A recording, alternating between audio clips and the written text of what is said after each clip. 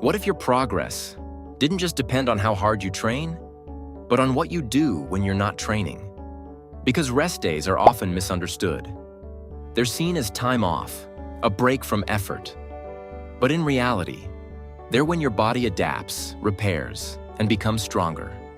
Training creates the stimulus. Recovery creates the result. In this video, we'll break down 7 things you should do on rest days to support recovery, improve performance, and protect your long-term health. Let's begin. Habit 7. Stay lightly active. Rest doesn't mean complete inactivity. In fact, light exercise can improve recovery. After intense training, your muscles and nervous system need time to recover. But complete inactivity can sometimes slow that process. Staying lightly active on rest days helps maintain momentum without adding additional stress to the body. Low-intensity movement, like walking or gentle mobility work, helps maintain blood flow, which supports the delivery of nutrients and the removal of metabolic byproducts. It also prevents stiffness and helps your body return to baseline more efficiently. Gentle movement helps keep joints lubricated and maintains range of motion, which can improve how you feel in your next training session. In simple terms, rest days are not about doing nothing. They're about doing just enough to support recovery without interfering with it. Habit 6. Focus on hydration. Recovery depends heavily on hydration.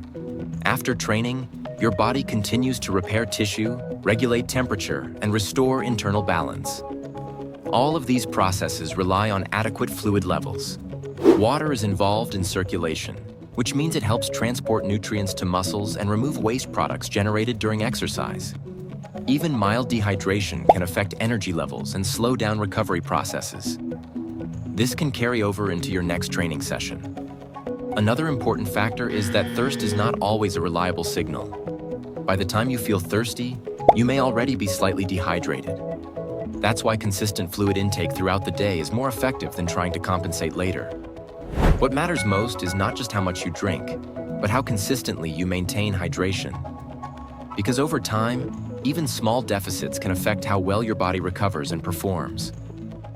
Habit 5. Eat to recover. Nutrition on rest days is often misunderstood.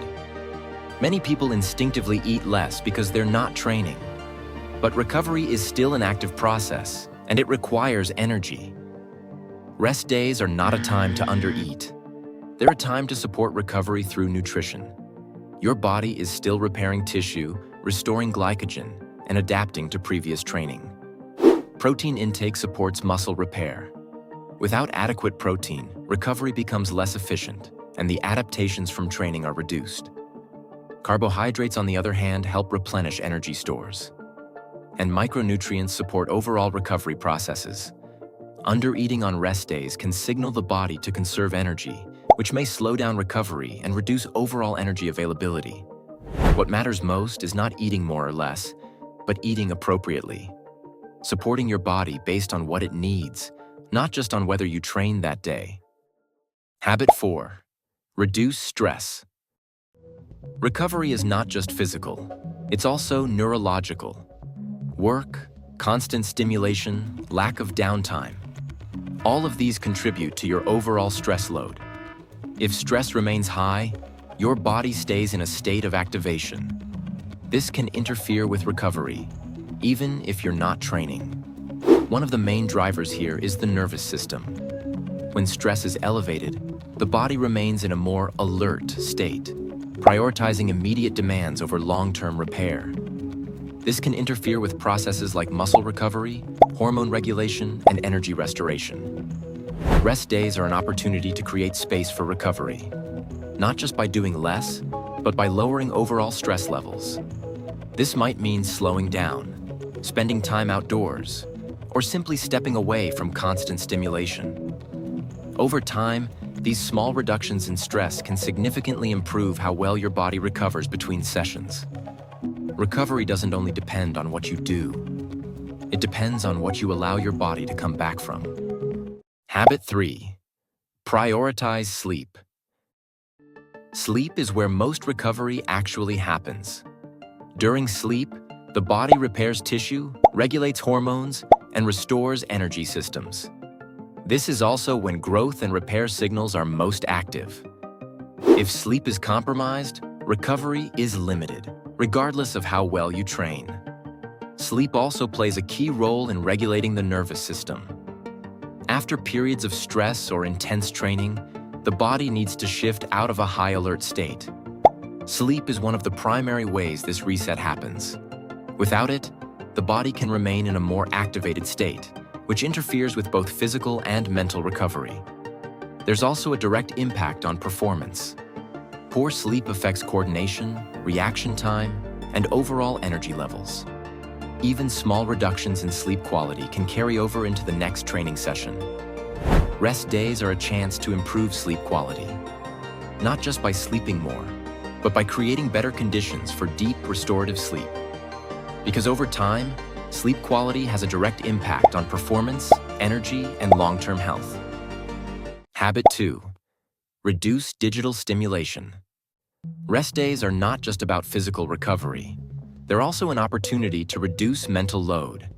One of the most overlooked sources of stress today is constant digital stimulation.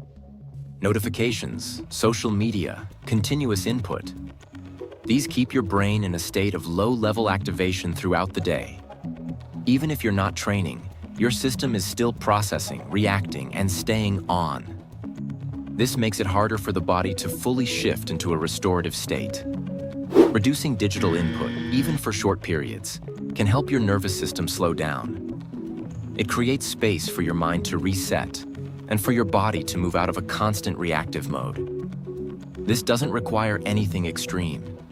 It can be as simple as stepping away from your phone, limiting screen time, or spending time without external input. Over time, these small breaks from stimulation can improve focus, reduce stress, and support deeper recovery. Because recovery is not just about what you do, it's also about what you stop exposing your mind to. Habit 1. Reflect and reset. Rest days are not just for physical recovery. They're also an opportunity to step back and gain perspective. To reflect on how your body feels, how your training is progressing, and what adjustments might be needed. During the week, it's easy to stay focused on doing, training, working, pushing forward. But without moments of reflection, it becomes harder to understand whether what you're doing is actually effective.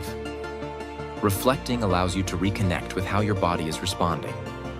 This kind of awareness helps prevent overtraining and supports long-term consistency. It shifts your focus from just doing more to doing what's effective. There's also a mental component.